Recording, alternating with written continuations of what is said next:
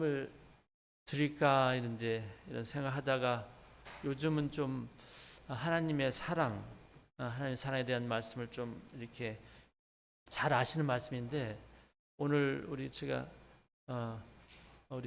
성령님께서 우리 삼계탕을 사주시면서 요한이 말씀을 하시고 오면서 요한이는 하나님의 사랑을 받은 제자 하나님 가깝게 예수님하고 같이 지내는 제자인데 우리 요한이가 있으니까 형님도 자녀분도 요한이가 계신데 하나님의 사랑을 많이 조술한 제자죠. 그래서 그거 통해서 제가 말씀을 드리고 하는데 우리 저기 안산 동부 성도 여러분 안녕하셨어요? 지난번에 제가 12월 달에 왔다가 다시 또 왔는데 안녕하셨죠? 감사합니다. 이렇게 초대해 주셔가지고 그래서 제가 다시 또 오고 싶은 마음이 있어서 연락을 드렸더니 주일날은 더 안 계시니까 수요일날 와도 좋다 그래서 감사드리고 이번에는 이제 제 아내하고 두 아들을 데려왔거든요. 그래서 너무 감사하죠. 저 디모데 학교 방문하고 오는 길에 또 이렇게 왔고 오늘 여기서 이제 하루 묵고 내일은 온양 염티를 큰아버지 댁에 가서 또 뵙고 우리 이소영제님 부부 이렇게 오시고 해가지고 같이 거기를 방문할 것 같습니다. 저희가 지난 주일날 새벽에 이제 LA에서 여기 서울 공항에 도착했잖아요. 저 인천에.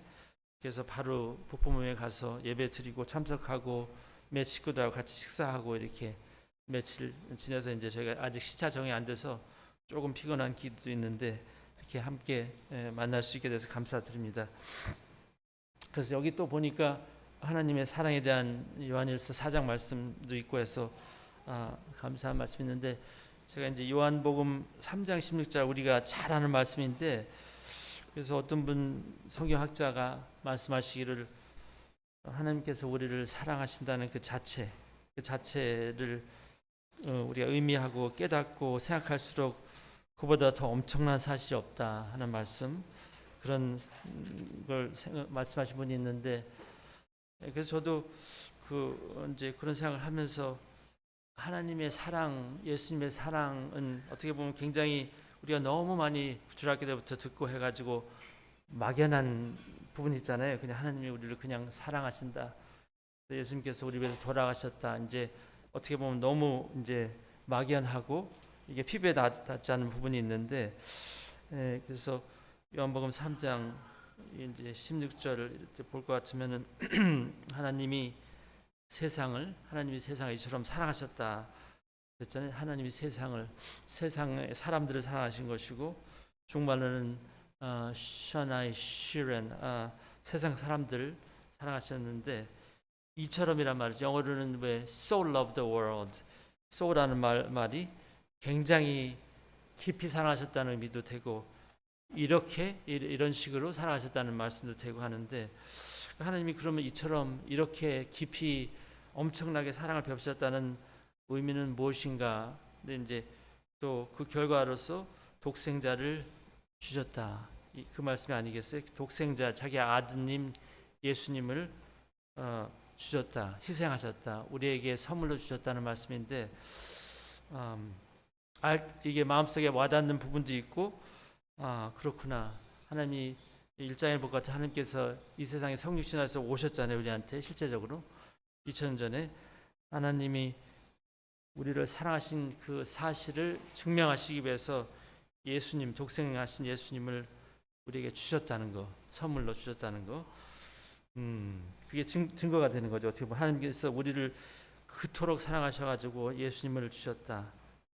그래서 그를 믿는 자마다 예수님을 믿는 자마다 멸망치 않고 영생을 얻게 하는 이런 엄청난 결과를 믿는 자에게는 그런 특권을 주신다는 말씀인데 그래서 그런 이제 우리가 잘 아는 말씀이면서도 어떨 때는 그냥 듣고 우리가 아는 말씀이라고 생각하고 넘어가기 쉬운 말씀인데 제가 얼마 전에 이제 창세기를 공부하다가 22장 말씀인데 이게 본문이 되겠습니다. 창세기 22장 말씀 하나님의 사랑, 예수님의 사랑을 생각하면서 창세기 22장 말씀을 보면은 이런 말씀이 왜 창세기에 있을까? 창세기는 뭐 천지 창조에 대한 말씀, 아담이 그런 좋은 환경에서 지음을 받았고 좋은 아내를 하나님께 주셨는데 또 죄를 지게 되고 이제 그런 생각을 하면서 왜 그런 일이 있었을까? 죄가 이제 이 세상에 들어왔잖아요. 그리고 그다음에 이제 아브라함의 생애가 이제 유대인의 그 시가 시작되는데 12장부터. 근데 이제 하나님께서 아브라함을 축복하시겠다가 12장 말씀을 너를 통해서 이제 모든 세상 사람들이 복을 받겠다고 말씀하셨는데, 근데 그토록 말씀하시고는 오랫동안 갈대우리에서 부르시고는 가나안 땅으로 부르셨는데 아들 소식이 없었잖아요. 오랫동안 99세가 될 때까지 그러시다가 하나님께서 말씀하시기를 내가 이제 이맘때 아들을 얻게 될 거라 하니 그게 믿지 못하고 이제 웃고 했는데, 근데 이제 이삭을 주시고 그 전에 또 이스마엘 이런 사건도 있고 했는데 22장에는 왜 또 그렇게 엄청나게 귀한 아들을 주셔가지고 지금 이 아들을 통해서 하나님의 역사가 일어날 것이고 또 이스라엘을 축복하실 뿐만 아니라 이방인들까지 축복하실 텐데 왜 하나님께서 이 아들을 아브라함에게 번제로 드리라고 하셨을까? 이런 생각하게 되잖아요, 그죠? 22장 이런 게 굉장히 특이한 거니까. 그래서 제가 그 앞부분만 한번 빨리 읽어보고 참고를 해볼게요. 그래서 그런 생각을 한번 하고 하나님께서 왜 이런 말씀을 하시고 이런 일이 있었을까? 아브라함 생애에서, 그렇죠? 그래서 제가 그럼 무슨 하나님께서 말씀하시기를 이 아브라함이 본인이 하시는 말씀을 순종하는가 이거를 테스트하신 건가? 그렇게 볼 수도 있고 그 다른 더 깊은 의미가 있을까 이제 이런 생각을 하게 된 거죠. 그래서 22장 말씀 창세기 22장 제가 본문을 저기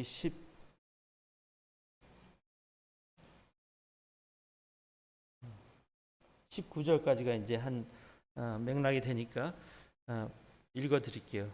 창세기 22장 1절부터 그 일 후에 하나님이 아브라함을 시험하시려고 그를 부르시되, 여기 보면은 이제 다 아시는 내용이니까 하나님 여호와 하나님이 나오시죠. 네 사람이 나오는데 두 사람은 인간, 물론 아브라함 아버지 아브라함이 나오고 인간의 아버지, 그 다음에 이삭 그 귀한 아들, 이 하나님 약속을 통해서 나온 이삭이 나오고, 그 다음에 밑에 보시면 또 특이한 그 어떻게 보면 하나님이신 그 여호와의 사자가 나와요. 그렇죠? 여기는 꼭 하나님이라고 표현되고 있지 않지만 그 여호와의 사자 이따가 말씀을 드릴 텐데, 그러니까 여호와 하나님이 1, 2절에 나오고 여호와 하나님께서 아브라함께 불러서 말씀하시는 거 나오고, 또 아브라함이 자기 아들 이삭하고 가면서 순종하면서 동행하면서 얘기하는 거, 거기 그 모리아 산에 가서 내려서 이제 얘기하는 부분이 나오고, 근데 그 중요한 순간에 여기 보면은 10절에 볼 것 같으면 이제 아브라함이 손을 내밀어 칼을 잡고 아들을 잡으려 할 때 그 여호와의 사자가 하늘로부터 그를 불렀다 이런 말씀이 있는데, 제가 이제 읽어 드릴게요. 그런 생각을 하시고 이런 분들이 나오니까. 여호와께서 이르시되 내 아들 내 사랑하는 독자, 내 아들 내 사랑하는 독자 이삭을 데리고 모리아 땅으로 가서 내가 내게 일러준 한 산 거기서 그를 번제로 드리라. 얼마나 엄청난, 생각해 보시면 저도 아들이 5이지만 다 귀한 아들이잖아요. 근데 하나님께서 만약에 저한테 너 막내 아들 요한이를 어디 가서 이렇게 희생하라, 군대 보내는 것도 어떤 때는 어렵게 생각하는 분들도 계실 텐데 그 아들을 번제로 드리라, 이거는 그냥 하나님께 죽여서 드리라는 말씀이니까 이게 엄청난 말씀이죠. 그럼 나한테 약속하신 그 약속은 어떻게 되는 건가 이런 거 생각할 수 있는데, 여호와께서 이르시되 내 아들 내 사랑하는 독자 이삭을 데리고, 분명하게 말씀하셨잖아요. 내 아들, 내가 정말 사랑하는 독자 하나밖에 없는 아들 이삭을 데리고 모리아 땅으로 가서 내가 일러준 그 장소에 가가지고 번제를 드리라. 엄청난 말씀이죠. 아브라함이 근데 바로 순종하잖아요.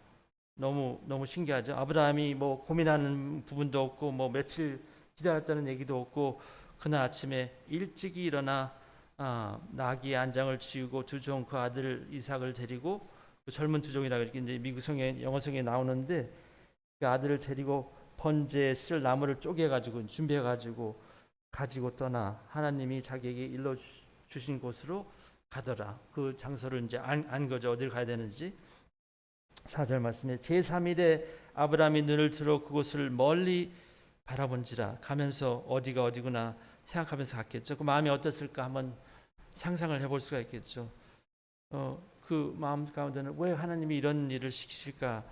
물론 하나님의 약속에 대한 믿음이 있었으니까 하나님이 그렇게 하셔도 살리시지 않으실까? 이제 여러 가지 생각이 복합적으로 들었겠죠. 뭐 마음에 범민이 있을 수도 있고, 근데 바로 순종했다는 자체가 참 특이하고, 그래서 5절 말씀 이에 아브라함이 종들에게 이르러 너희는 나귀와 함께 여기서 기다리라. 내가 아이와 함께 저기 가서 예배하고 우리가 너에게 돌아오리라. 너희한테 다시 올 거야. 우리가 그렇죠. 복수니까 나하고 내 아들이 다시 너한테 올 거다. 이런 그런 확신이 있었던 거죠. 특이하죠. 그래서 우리가 하나님 말씀을 순종하되 하나님이 이삭을 그렇게 죽이지는 않을 거다는 이제 믿음이 있었다고 볼 수도 있겠죠. 그래서 이제 그렇게 얘기하고 너희들은 여기 기다리자 하고는 이삭을 데리고 6절 말씀 아브라함이 이에 번제 나무를 가져다가 그의 아들 이삭에게 지우고 이거를 이제 상상해 보면 이삭하고 이제 아브라함이 이제 저 가는 거 아니에요. 그러면 아브라함이 그 번제 그 불 같은 걸 가지고 그 장작대미를 그냥 이삭한테 지운 거 아니에요, 그죠? 특이하죠. 그 나무를 묶음을 갖다가 이삭한테 지워서 가져게 하는 이런 모습을 볼 때 우리가 이제 우리 주님의 모습을 또 십자가를 지고 하신 주님의 모습을 상상할 수가 있는 거죠.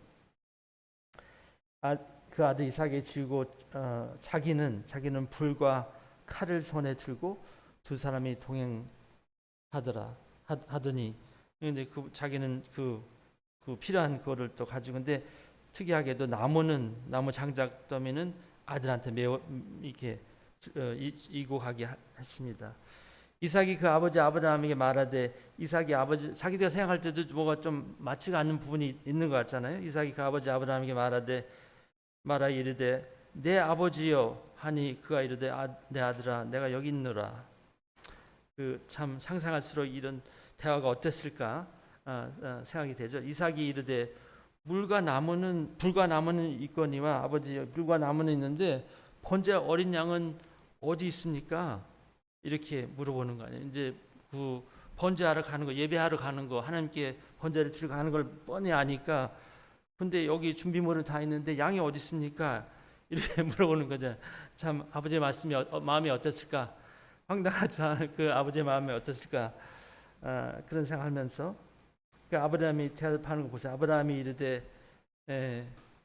내 아들아 조금 기다렸다 말씀을 하셨는지 모르죠. 내 아들아 번제할 어린 양은 하나님이 자기를 위하여 친히 준비하시리라 하고 두 사람이 함께 나아가서 아브라함이 이렇게 말씀하는 것은 참 또 믿음이 있다고 볼 수. 내 아들아 걱정하지 마라. 번제할 어린 양은 하나님께서 직접 자기를 위해서 준비하신다.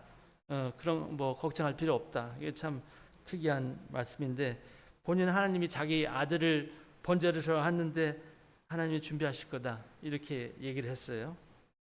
하나님이 그에게 일러주신 곳에 이제 이뤄 가지고 이 아브라함이 그곳에 제단을 쌓고 준비하고 마음이 어떻겠어요? 나무를 위에 놓고 그 아들 이삭을 그 위에다 결박해 놓고 근데 우리가 뭐 전에 다들 아시는 것처럼 아들 이삭이 그 어떻게 뭐 아버지하고 뭐 이렇게 했다 하는 말씀 도망갔다 뭐 싫어했다 아버지한테 계속 물어봤다 뭐 울었다 이런 말씀이 없잖아요. 그 아들을 결박해서 제단 나무에 놓은 사실이 이제 이루어진 그 사실만 이게 쓰여 있는 거 참 특이하죠. 그 이삭도 아버지가 그렇게 했을 때 순순히 따른 거 아니에요, 그죠? 예, 하나님이 그에게 일러주신 곳에 이른지라 이 아브라함이 그곳에 제단을 쌓고 나무를 버려놓고 그 위에 아들 이삭을 결박하여 제단 나무 위에 놓고 상상해 보세요. 그게 어땠을까? 아들을 그 제단 위에 놓고 이제 제사를 드리기 위해서 희생하기 위해서 이제 준비하고 있는 거잖아요. 10절 말씀 볼 것 같으면 그가 이제 손을 내밀어서 칼을 잡고 그 아들을 잡으려 하니, 이거 상상이 안 가죠. 이게 어떻게 했을까? 그 마음이 어땠을까? 이삭은 눈을 감고 있었을까? 아버지를 쳐다봤을까? 아니면 자기 얼굴을 돌렸을까? 그 아버지는 눈물을 흘리면서 그 아들을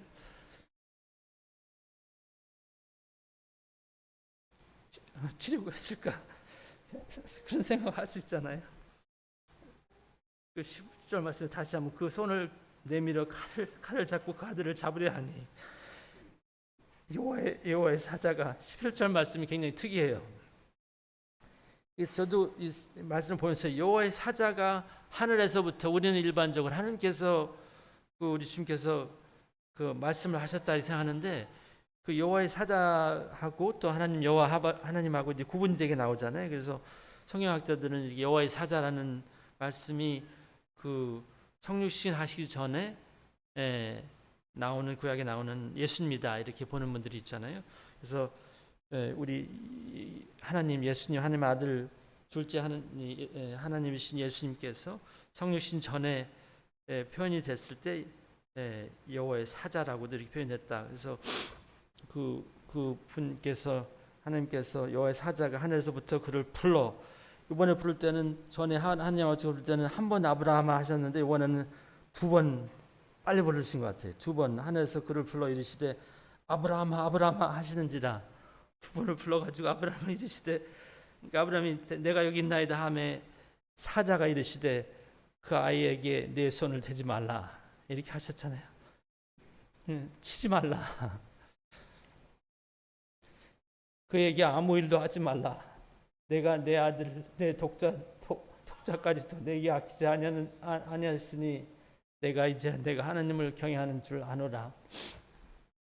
그 예수님께서, 하나님이신 예수님께서 하늘로부터 아브라함에게 갑자기 말씀하시기를 절대 아무것도 하지 말라, 내 손을 대지 말라, 그를 해하지 말라, 내가 네 마음을 알았다, 이런 말씀하잖아요. 네 독자를 아끼지 않은 걸 안다. 이때 이제 우리가 생각할 때, 그래서 아브라함이 자기 아들을 번제를 드리지 않도록 하나님께서 하신 거죠, 그죠? 그래서 제가 이 말씀을 생각하면서 그때 한번 생각이 이렇게 되는 게, 물론 아브라함의 순종에 대한 모습, 그 다음에 이제 아브라함이 눈을 들어서 이제 그 수양이 이제 걸려 있는 거 보고 거기 통해서 번제를 드리고 하나님께서 여호와의 이레라 이제 말씀하셨는데, 우리가 생각할 수 있는 거는 그 하나님께서 이런 사건을 통해서 하나님의 마음을, 예수님에 대한, 자기 아들에 대한 하나님의 마음을 우리한테 알리신 게 아닌가, 이런 생각을 해보는 거죠. 하나님은 자기 아들을 버리실 때 그 마음이 어떠셨을까 생각할 수가 있잖아요. 근데 아브라함한테는 손을 대지 말라 하시고는 자기는 자기 아들을 버리셨잖아요. 그게 하나님의 사랑의 마음이죠. 자기 아들을 버리시기까지 우리를 사랑하신 하나님의 마음. 그걸 생각하면서 제가 굉장히 감동을 받았습니다. 이런 하나님의 마음을 우리가 조금 느끼기를 원하시는가 보다. 아브라함을 통해서 하나님께서 우리를 진정 사랑하신 그 사랑을, 자기 아들을 버리신 그 사랑을 느끼기를 원하신가 보다, 이런 생각이 들었어요. 그 아브라함의 심정을 생각해 보시면, 그래서 사자는 그 우리 예수님이라고 제가 말씀을 드렸잖아요. 그런 이제 가능성이, 그렇게 보시는 분들이 있으니까. 근데 우리 주 예수님께서 하늘에서 말씀하시기를 자신이 그런 입장이 될 것을 아시고는 아브라함에게 네 아들한테 손대지 말라, 전혀 그를 해하지 말라, 그렇게 말씀하신 거 아니에요. 얼마나. 그래서 제가 분별하기를 하나님께서 우리에게 그 아브라함의 입장, 자식을 버리기까지 해야 되는 하나님의 그 입장을 통해서, 순종하는 그 모습을 통해서, 이삭이 그 제단이 자기 머리 위에 씌워지고 골고다 산못까지 가시기 위해서 우리 주님께서 그 십자가를 짓고 가신 모습, 하나님께서 자신의 아들을 버리시고 고통을 당하게 하시고 사람들을 통해서 그 온갖 그 저주와 실험을 받게 하신 그 하나님의 모습. 하나님은 자기 아들을 구하지 않으셨습니다. 저를 위해서 끝까지 내어주셨어요. 그게 하나님의 사랑이죠. 그래서 그런 비슷한 말씀은 이제 그의 구약에 대한 말씀이고, 그 비슷한 말씀을 제가 또 드려볼게요. 이사야 53장도 우리가 잘 알듯이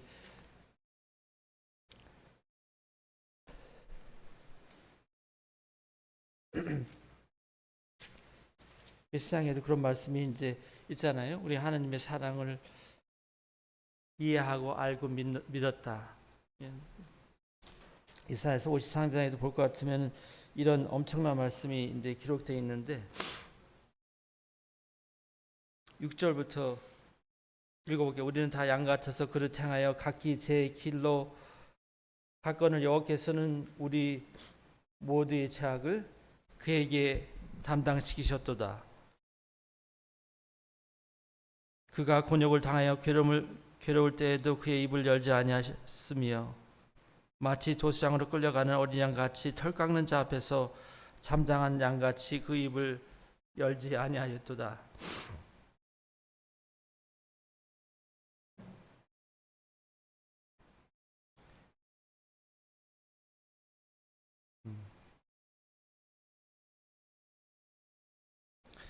그는 곤욕과 신문을 당하고 끌려갔으나 그 세대 중에 누가 생각하기를 그는 살아있는 자들의 땅에서 끊어진 마땅히 형벌받을 때 백성의 허물 때문이라 하였으리요.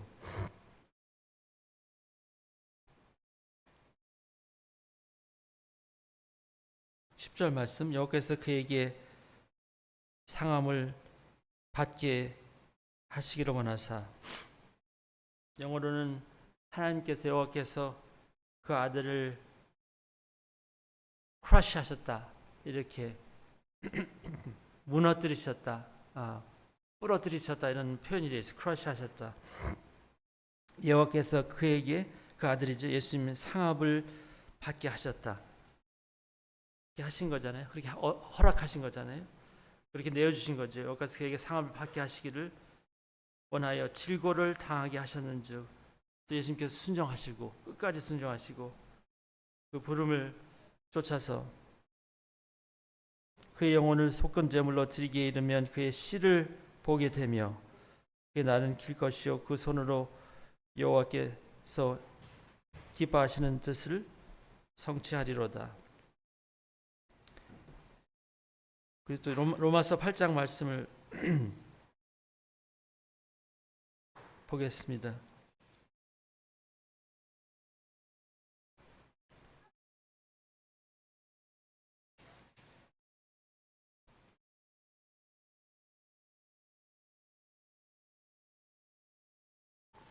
로마서 8장에도 이 엄청난 말씀인데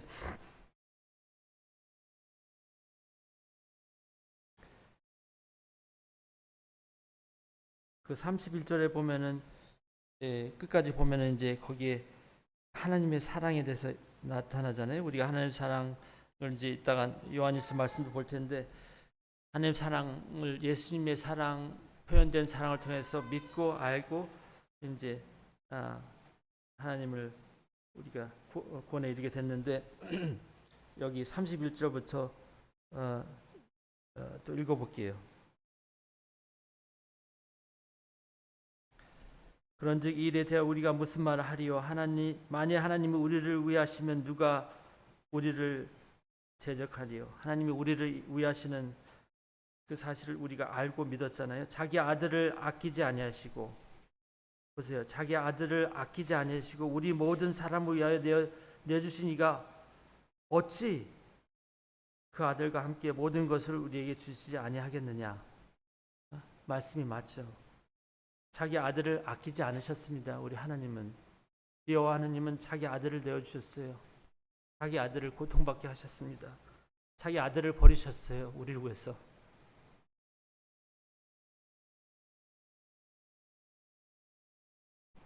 우리가 그 사랑을 알고 믿은 거죠.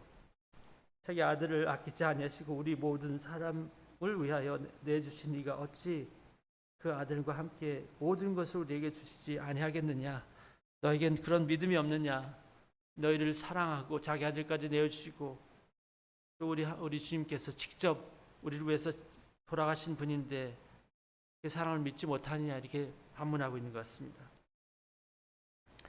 누가 능히 하나님께서 택하신 자들을 고발하리요? 의롭다 하신 이는 하나님이시다. 의로운 재판장, 절대적인 주권자 하나님께서 우리를 의롭다고 하십니다. 왜? 그 아들 예수 그리스도께서 우리의 죄를 위해서 친히 그 몸에 죄를 짊어지시고 십자가를 하셨잖아요. 그 사랑을 알고 우리가 믿게 됐습니다. 하나님께서 너희는 의롭다. 내 아들이 다 했어. 너를 위해서. 너는 고통받지 않아도 돼. 예수님은 해하게 하시고 우리는 구하셨습니다. 해를 당치 않게 하신 거죠. 아브라함의 이삭은 해하지 않게 하시고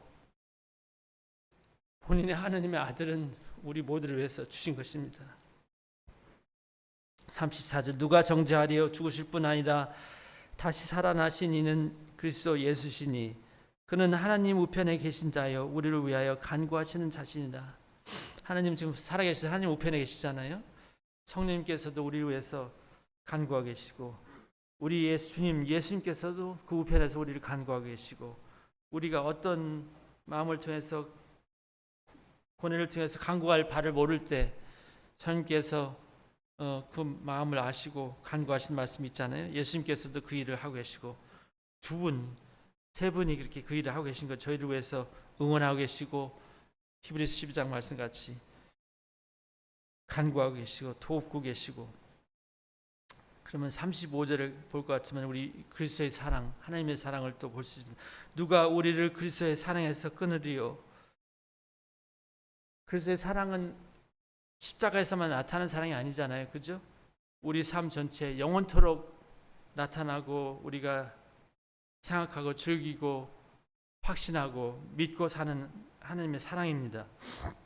하나님의 사랑을 그저 한때 십자가에서만 나타나서 우리가 끝나는 게 아니잖아요. 우리 그리스도의 사랑에서 끊으리요. 우리 이 상 살 때 이 보면은 어떤 걸 말씀하고 있나요? 사랑에서 끊으리요. 환난이나 곤고나 박해나 기근이나 적신이나 모험이나 칼이라. 어떻게 보면 이 육신적인 그 고통, 이 육신적인 어려움을 통해서 하나님을 사랑을 끊을 수 없다. 하나님의 사랑 엄청나다. 그보다 훨씬 육신적인 어떤 고통이나 어려움이나 그 이상이다. 하나님의 사랑 우리가 그런 걸 당할 때 하나님의 사랑 우리를 이끌어 주실 수 있다. 하나님께서 우리를 도우실 수 있다. 이런 말씀이죠. 하나님의 사랑, 그리스도의 사랑에서 끊으리요. 그 육신적인 고통, 고초. 여기 우리 주님의 사랑을 말씀하고 있습니다. 기록된 바 우리가 종의 주를 위하여 죽음을 당하게 되며 조살당할 양같이 여김을 받았나이다 함과 같으니라. 어떤 때는 우리가 그리스도를 살아나갈 때 이 세상에서 선교사로서 직장에서 어떤 어느 나라에서 고초와 고통과 실어버린 사람들 이해를 못 받고 그 불이익을 당할 수 있습니다. 중국이나 북한 같은 데는 말할 것도 없고 어떤 때는 우리나라 같은 나라에서도 사람들이 싫어할 수도 있고 오해할 수도 있고 그렇잖아요.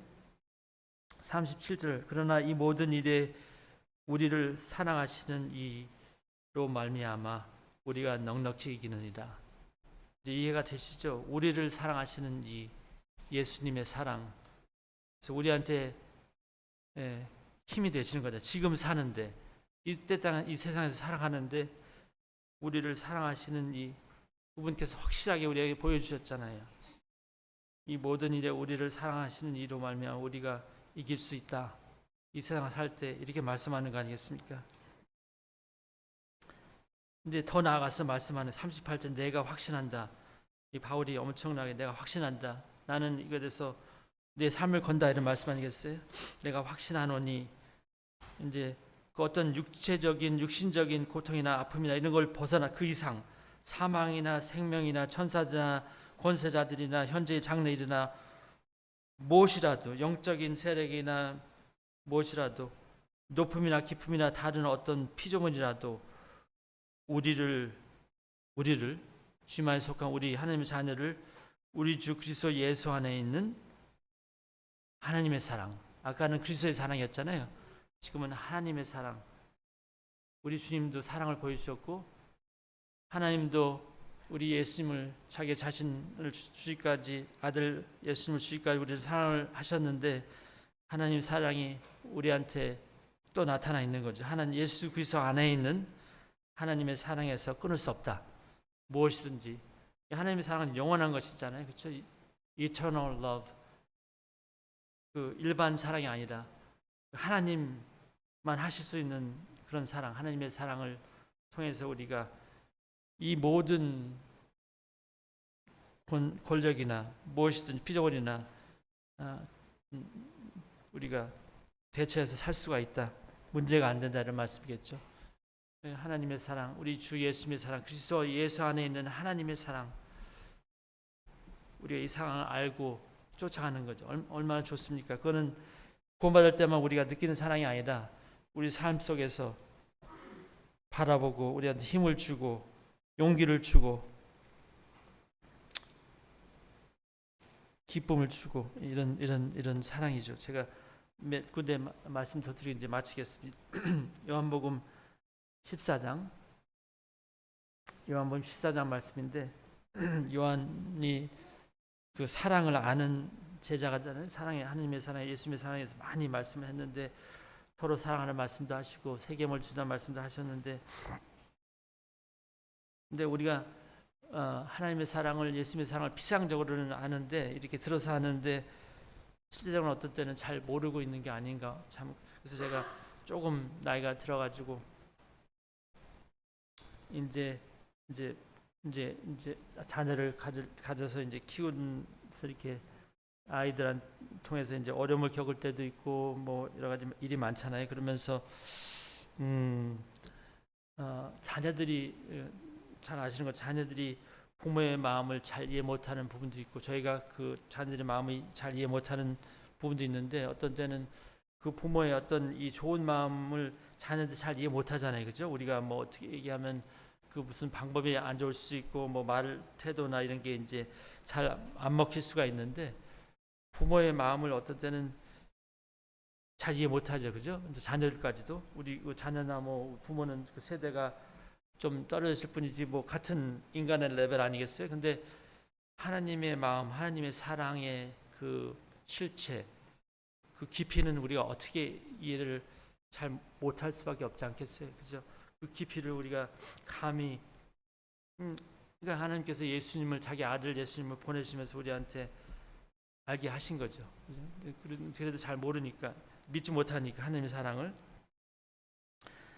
예, 근데 여기 이제 요한복음 14장 마지막 부분을 볼 것 같으면 27절 요한복음 14장 27절 여기 보면 15장을 들어서 보면은 그 평안에 대한 말씀 여기 이제 15장에는 이제 포도나무 비유를 통해서 내 안에 거하라 하는 말씀도 있는데 그 14장 27절에 보면은 평안을 너에게 끼치노니 곧 나의 평안을 너에게 준다 이렇게 예수님께서 직접 말씀하신 거 아니에요? 다락방에서 나의 평안 예수님께서 직접 주시는 이 세상이 주는 평안이 아니고 나의 평안을 너에게 준다.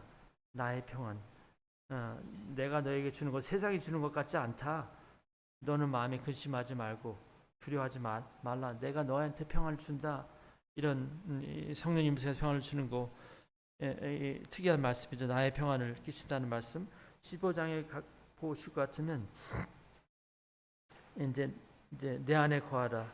나도 너희 안에 거한다. 이런 말씀하시고 가지 비유를 말씀하시고 너는 포도나무에 너희는 가지다. 나는 포도나무에 너희는 가지다.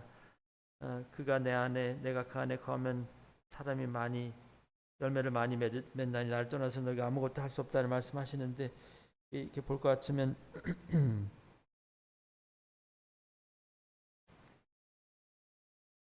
9절에 볼 것 같으면 아버지께서 나를 사랑하신 것 같이 하나님께서 얼마나 자기 아들을 사랑하셨겠어요? 내가 사랑하는 아들이라고 이게 여러 번 말씀하셨잖아요. 너는 그의 말씀을 들으라. 이제 본인 예수님께서 말씀하신 거, 아버지께서 나를 사랑하신 것 같이 엄청난 그 사랑이겠죠. 우리가 감히 상상할 수 없는 사랑인데, 나를 사랑하신 것 같이 나도 너희를 사랑한다. 나도 너희를 사랑한다. 근데 말씀하셔서 나의 사랑 안에 거하라. 좀 특이한 말씀이죠. 나의 사랑 안에 거하라. 포도나무 내 안에 거하라. 내 말씀 안에 거하라도 말씀하셨는데, 나의 사랑 안에 거하라. 이게 무슨 말씀일까요?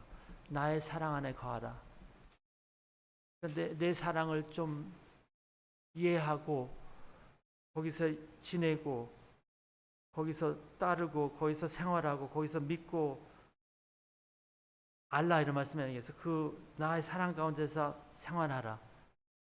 거기서 있어라 하는 말씀이겠죠? 나의 사랑 안에서 거하라. 주님께서 말씀하셨어요. 나의 사랑. 너희가 얘기하는 인간적인 사랑이 아니고 하나님께서 나를 사랑하시고 나도 너희를 사랑해. 내 사랑 안에 거하라. 좀 특이한 말씀. 내 사랑 안에 있어. 거기서 떠나지 말고 있어. 그걸 알아. 기뻐해. 예, 괜찮다고 이렇게 말씀하신 것 같지 않아요? 그 10절 말씀은 내가 아버지의 계명을 지켜 그의 사랑 안에 거하는 것 같이 너희도 내 계명을 지키면 내 사랑 안에 거하네. 나의 계명을 알고 순종하면 내 사랑 가운데 거할 수 있다. 이렇게 설명해 주신 거죠. 하나님 말씀 가운데 거하면 내 사랑을 느낄 수 있고 거할 수 있다. 이런 하나님 안에 거할 수 있다. 내 안에 거할 수 있다는 말씀하신 건데, 여기도 보면 내 사랑 안에 거하라. 11절 말씀, 내가 이것을 너에게 이름은, 또 말씀해요. 내 사랑, 그 다음에 내 기쁨, my joy. 그냥 해피니스가 아니고 내 기쁨이 너희 안에 있어. 그러니까 예수님의 기쁨, 내 기쁨, 세상에 주는 기쁨이 아니죠. 세상에 주는 위로가 아니고 평안이 아니고 세상에서 얘기하는 이런 그 야박한 사랑이 아니고 그 하나님의 사랑, 내 사랑 안에 거하라. 내 기쁨 안에 있어라. 너의 기쁨을 충만하게 할 거다. 하나님의 사랑을 예수님 통해서 경험하고 느끼고 기뻐하고 감동받고 하면은 우리의 기쁨이 당연히 충만해질 수밖에 없겠죠. 그 사랑을 느끼니까, 하나님의 사랑을 느끼니까 거기서 믿음이 생기고 그 너무 감사한 마음이 넘칠 거고 하나님을 순종하는 마음이 생길 거고 그런 게 당연히 있지 않겠나. 하나님의 내 기쁨, 내 사랑 안에, 내 위로와 내 평안 안에 이렇게 거하라고 말씀하십니다. 마지막 한 말씀 더 드리고 이제 마칠게요. 요한일서 4장 말씀, 또 요한 사도가 쓴 말씀이니까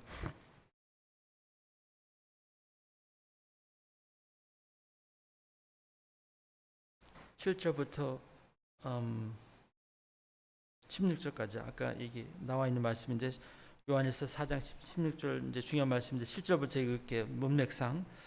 그래서 제가 젊을 때는 요한복음 15장, 14장 이런 말씀이 서로 사랑하라, 새 계명을 너희 주는 서로 사랑하라 할 때 제가 어려서는 왜 어른들은 맨날 싸우고 사랑하지 않지? 이렇게 생각했어요. 이렇게 할아버지 연세가 되면은 서로 막 이렇게 경건하고 이렇게 너무 영적이고 그래서 훌륭한 분들이 많으실 텐데 어떤 때는 그런 모습이 안 보이잖아요. 그렇죠? 인간적인 모습이 보일 때도 있고. 그래서 제가 이제 그 영어로 self-righteous한 마음에 왜 어른들은 서로 사랑하라 이렇게 성경 말씀이 나와 있는데 왜 서로 사랑하지 않지? 그래서 이제 그게 이해가 안 되는데 지금 제가 조금 더 생각하니까 우리가 사랑할 수 있는 게 우리 속에 있는 게 아니구나. 그게 성령의 열매잖아요. 그 갈라디아서 말씀에 있는 것처럼 우리 개인적으로 육신적으로 우리 아내를 사랑할 수 있습니까? 우리 자녀를 사랑할 수, 우리 성도들을 사랑할 수 있습니까?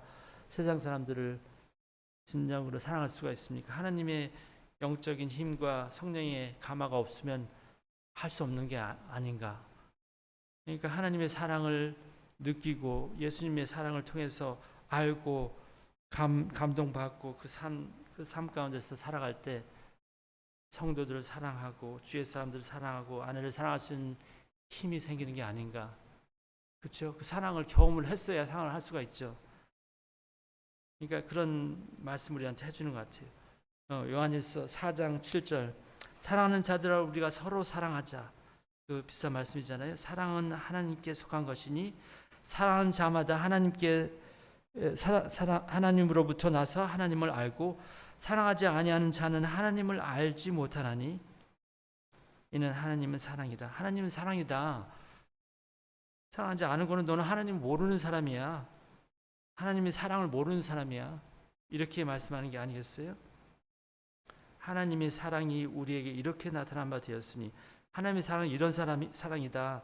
하나님의 자기의 독생자를 세상에 보내셨다. 보내시면 그로 말미암아 우리를 살리게 하신 거다. 사랑은 여기 있으니 우리가 하나님을 사랑한 것이 아니요 하나님이 우리를 먼저 사랑하사 우리 죄를 속하기 위하여 화목제물로 하나님이 우리를 위해서 화목제물로 그 아들을 보내셨다. 이해가 되시죠? 그 아들을 우리를 위해서 제물로 바치신 거 아니에요, 그죠? 희생하신 거죠, 우리를 위해서. 그게 진짜 하나님의 사랑이죠.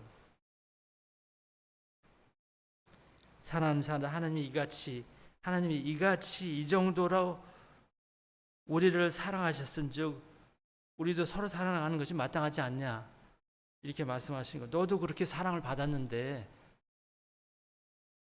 내 아내를 사랑하고 내 자녀를 사랑하고 진정으로 성도를 사랑하고 하는 것은 그 자연스럽게 나타날 수 있는 현상이 아니겠냐 이런 말씀이겠죠. 그러니까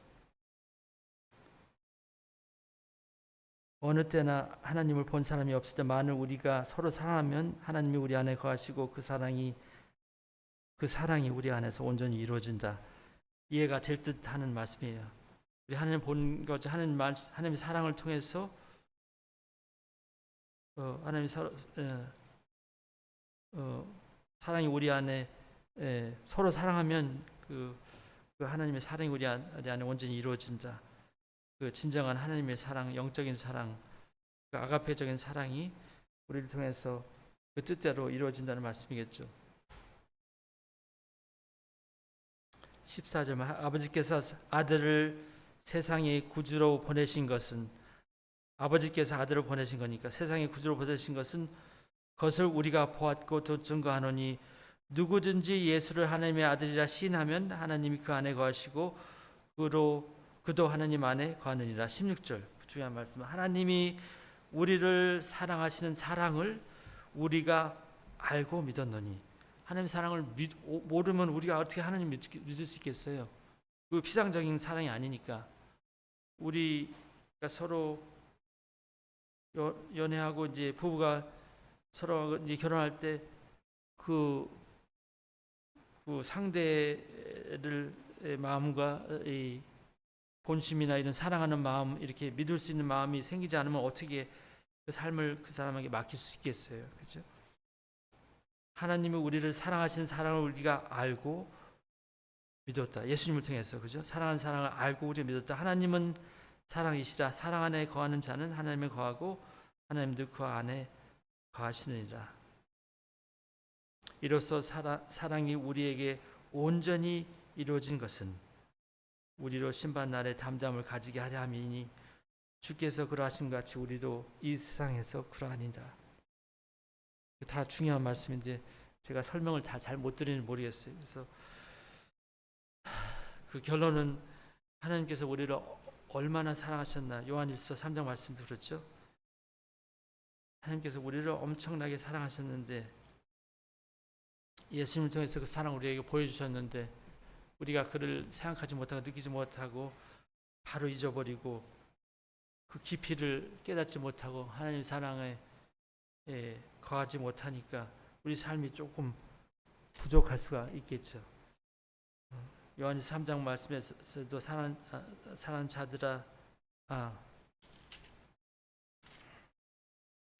보라 아버지께서 어떠한 사랑 우리에게 베푸사 하나님의 자녀라 일컬음 받게 하셨는고 어떠한 사랑이 있냐 이것이 세상 우리를 알지 못하지만 하나님께나 알려진 바 됐고 사랑하는 자들아, 우리가 지금은 하나님의 자녀라 장래에 어떻게 될 것은 될지는 아직 나타나지 아니하였으니 그가 나타내시면 우리가 그와 같을 줄 아는 것은 그의 참모습 그대로 될 것이기 때문이니.